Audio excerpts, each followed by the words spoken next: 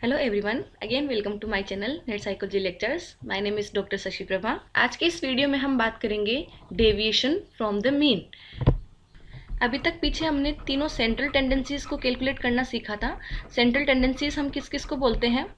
Central tendency की अगर बात करें, इसके अंदर हम कैलकुलेट करते हैं मीन, मीडियन एंड मोड की बात करते हैं। हमने इन तीनों को कैलकुलेट करने के पीछे बात की है।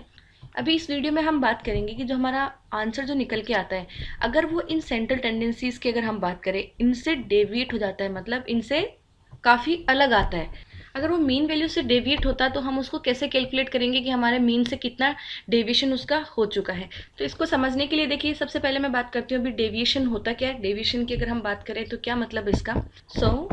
Deviation from the mean shows how much variation और dispersion there is from the average. कि हमारा जो एवरेज जो वैल्यू आती है, एवरेज ही हमारा क्या होता है? मीन होता है। तो हमारे किसी डेटा का जो एवरेज होता है उससे कितना ज़्यादा वेरिएशन आ रहा है और डिस्पर्शन आ रहा है, मतलब जो हमारा डेटा है उसकी मीन वैल्यू कहाँ लाई करती है और मीन वैल्यू से कितना हमारा डेटा, हम ये बोल सकते हैं कि एक तरीके से फैला हुआ है, फैलाव कितना है, वो डेटा कहाँ तक फैला हुआ है। तो उसी की स्टडी हम करते हैं, डेविएशन फ्रॉम द मीन। और ये डेविएशन निकालने के लिए सबसे पहले देखो हमें समझना पड़ेगा नॉर्मल प्रोबेबिलिटी कर्व क्या होता है। यहाँ पे मैंने एक टर्म लिखा हुआ है नॉर्मल प्रोबेबिलिटी कर्व। ये पीछे मैंने इसको बहुत डिटेल के अंदर डिस्कस किया था और उस वीडियो का लिंक मैं आप लोगों को शेयर कर दूंगी, लेकिन थोड़ा सा ब्रीफ में आज इस वीडियो में भी हम बात कर लेते हैं कि नॉर्मल प्रोबेबिलिटी कर्व क्या होता है। जो लोग नए हैं मेरे चैनल पे, आप लोग चैनल को सब्सक्राइब कीजिए ताकि ऐसे ही आपको यूजफुल वीडियो आगे भी मिलते रहें, आपको नोटिफिकेशंस मिलते रहें। तो चलिए बात करते हैं नॉर्मल प्रोबेबिलिटी कर्व। तो देखिए इस टाइप का कर्व हमारे सामने आएगा। अब जनरली जो प्रॉब्लम आती है वो समझने में कि ये नॉर्मल प्रोबेबिलिटी कर्व, ठीक है दिखने में तो समझ में आ गया, लेकिन इसका मतलब क्या हुआ। तो पीछे हमने ग्राफ बनाने की बात की थी, एक सीक्वेंस पे पूरा मैं स्टेट्स को लेके चल रही हूँ अभी। तो पीछे में जो ग्राफ कैसे हम फॉर्म करते हैं उनका हम डिस्कशन कर चुके हैं। तो ग्राफ्स में हमने अलग अलग टाइप के ग्राफ्स की हमने बात की थी उस, तो उन्हीं ग्राफ्स के अंदर हमने एक ग्राफ की बात की थी जिसको हम बोलेंगे पॉलीगन की हमने बात की थी। पॉलीगन को और बोला जाता है लाइन ग्राफ।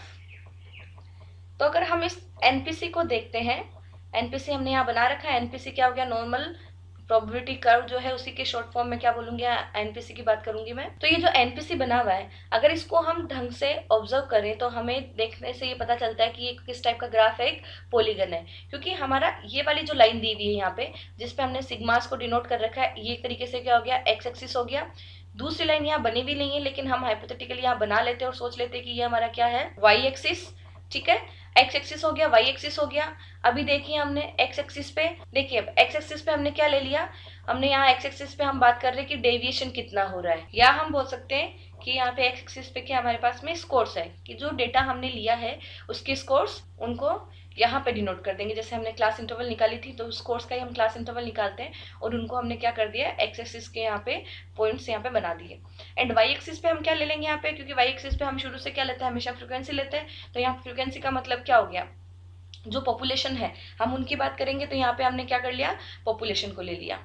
अब जब पॉपुलेशन को इधर ले लिया और स्कोर्स को इधर ले लिया, फिर उनके बीच में जब एक ग्राफ ड्रॉ किया जाएगा, अगर ग्राफ ड्रॉ करने पे इस टाइप का ही ग्राफ हमारे सामने निकल के आता है, इसका मतलब हमारा डेटा कैसा है? नॉर्मली डिस्ट्रीब्यूटेड है। वहां पे नॉर्मल प्रोबेबिलिटी कर्व यहाँ पे निकल के आएगा। अब देखिए कुछ कैरेक्टरिस्टिक्स की हम बात करते हैं। तो अभी हमें ये क्लियर हो गया कि ये जो एक सीधी लाइन पे ये जो ऐसा बेल शेप बनाया हुआ होता है, इसका मतलब क्या हुआ? एक तरीके से ये भी पॉलीगन ही है, ज्यादा कॉम्प्लिकेट इसको करने की जरूरत नहीं है। सिंपल सा हमें समझना है कि नॉर्मल प्रोबेबिलिटी कर्व भी क्या है? पॉलीगन ग्राफ ही है, जिसका शेप हमारे सामने क्या होता है? इस तरीके का आता है। और कुछ कैरेक्टरिस्टिक्स की मैं यहाँ पे बात करूंगी तो वो हमें समझ में आ जाएंगे कि नॉर्मली डिस्ट्रीब्यूटेड डेटा को बेसिकली हम कैसे पहचानेंगे। तो सबसे पहली जो चीज है वो क्या होगा? हमारा जो डेटा है ये किस टाइप का है? सबसे पहली जो चीज है वो क्या है? Bell shaped. इसका शेप कैसा है? एक बेल की तरह। जो घंटी होती है बजाने वाली, अगर जैसे मंदिर की घंटी की भी हम बात करें तो उसका शेप कैसा होता है?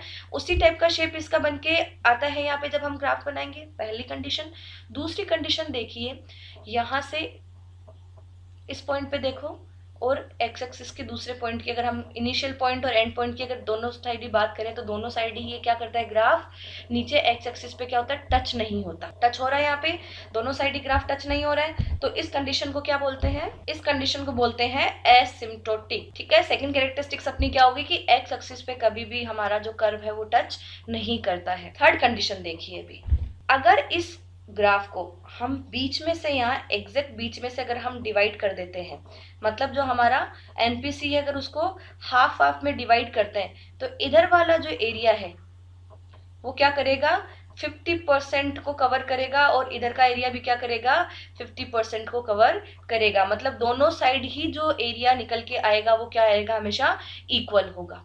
और अगर इस हाफ फोल्ड को मैं उठा के इस दूसरे वाले हाफ फोल्ड पे रख देती तो क्या करेगा, कंप्लीटली उसको कवर करेगा।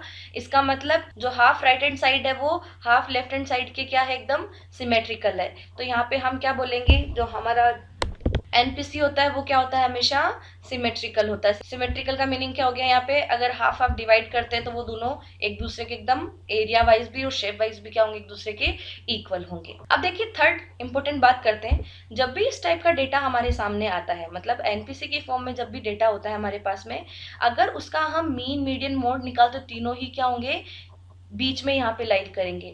मीन की वैल्यू भी एकदम सेंटर में आएगी, मीडियन की वैल्यू भी सेंटर में ही आएगी, एंड मोड की वैल्यू भी सेंटर में आएगी। इसका मतलब तीनों की जो वैल्यूज होती है in case of normal probability curve और NPC, mean is equal to median is equal to mode, इनकी वैल्यूज हमेशा क्या होती है, इक्वल होती है एनपीसी के केस में, और हमेशा सेंटर में लाई करती है। क्योंकि तीनों की वैल्यूज एनपीसी केस में हमेशा सेंटर में लाई करती है, इसीलिए हम मीन मीडियन मोड को क्या बोलते हैं, सेंट्रल टेंडेंसीज कहा जाता है। तो ये कुछ इंपॉर्टेंट कैरेक्टरिस्टिक्स की हमने बात कर ली कि जो एनपीसी होता है बेसिकली वो क्या होता है और कैसे इसको हम पहचानेंगे।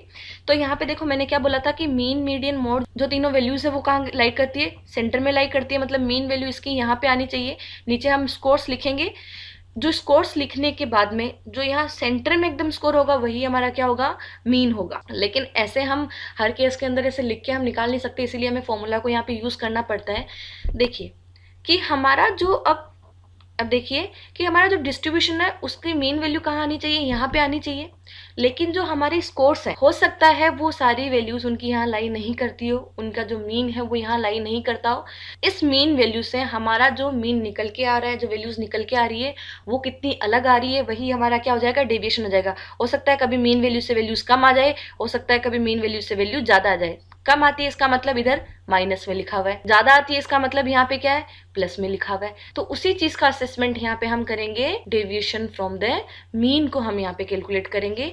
और उसको कैलकुलेट करने के लिए हमारे पास में कुछ फॉर्मूलाज है, कुछ टेक्निक्स है जिनकी हम बात करने वाले हैं। और देखिए मैंने इस ग्राफ के अंदर कुछ और आप लोगों को लिखा हुआ दिख रहा होगा जो मैंने डिस्कस नहीं किया, कि यहाँ पे 68% एरिया है, यहाँ पे 95% एरिया है, ये 97% एरिया है।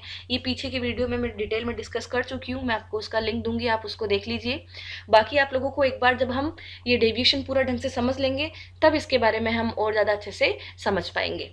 तो नेक्स्ट देखिए कौन कौन सी टेक्निक्स है जिनकी हेल्प से हम इन डेविएशंस को कैलकुलेट करते हैं। तो हमारे पास में ये 4 टाइप की टेक्निक्स है जिनकी हेल्प से हम डेविएशन फ्रॉम द मीन को कैलकुलेट करते हैं। फर्स्ट टेक्निक है हमारी रेंज, सेकंड है क्वार्टाइल डेविएशन, थर्ड है एवरेज डेविएशन एंड फोर्थ है स्टैंडर्ड डेविएशन। फर्स्ट हम बात करते हैं रेंज की। तो रेंज में आप लोगों को निकालना सिखा चुकी हूँ, रेंज को हमने डिस्कस किया था जहाँ पे हम फ्रीक्वेंसी डिस्ट्रीब्यूशन ऑफ डेटा की बात करते हैं कि अपने पास में अगर रो फॉर्म में डेटा दिया हुआ है और उसको अगर हमें एक टेबल में बनाना है, उसका एक टेबुलेशन करना है, तब सबसे पहले हमें रेंज ही निकालना होता है। तो रेंज को हम डिस्कस कर चुके हैं, इसका लिंक मैं आपको नीचे डिस्क्रिप्शन में दे रही हूँ, इसको हम फिर से डिस्कस नहीं करने वाले हैं।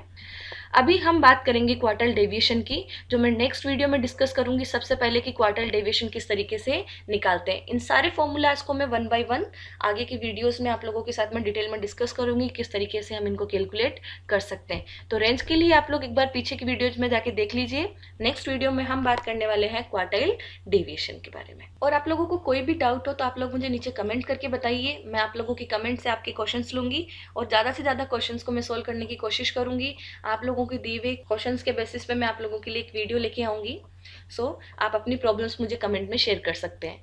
अगर आपको ये वीडियो पसंद आया हो तो वीडियो को लाइक ज़रूर करें, शेयर करें और चैनल को सब्सक्राइब करें। Thank you.